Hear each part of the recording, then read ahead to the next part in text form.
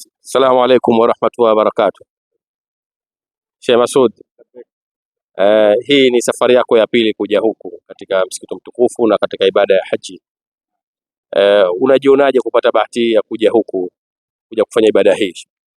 Alhamdulillah, salatu wassalamu ala rasulillah sallallahu alaihi wasallam. Kwanza namshukuru Mwenyezi Mungu mtukufu Subhanahu wa Ta'ala kwa kunipa bahati hii kwa mara pili kuja kutekeleza nguzo hii.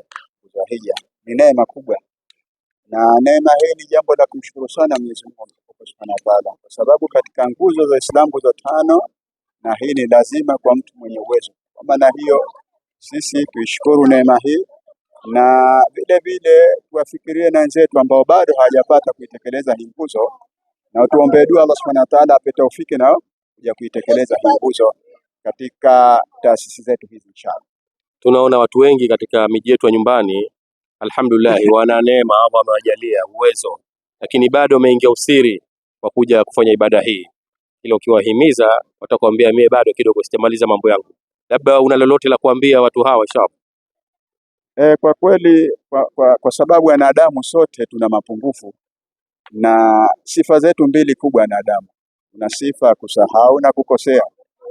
Hao wengine wamekuwa wamesahau kwamba hili ni jukumu, ni lazima atekeleze. Kwa maana hiyo tunatakiwa sisi tuchukue juhudi ya kina kwenda kuwakumbusha kwamba nao waje watekeleze hii nguzo, kwa sababu ni lazima kutekeleza nguzo hii. Sheikh wetu hapa tunaye, umekuja na taasisi ya Furqan Haji and Umra. Je, unaonaje katika harakati zake toka mlipofika mpaka mko sasa hivi hapa?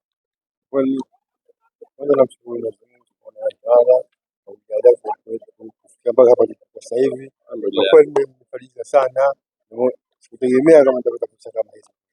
Kwa hiyo mpaka sasa nimshukuru Mwenyezi Mungu na Mungu amesikia vizuri, imeenda vizuri mpaka sasa. Nashukuru sana, endelea kuendelea kwa zaidi.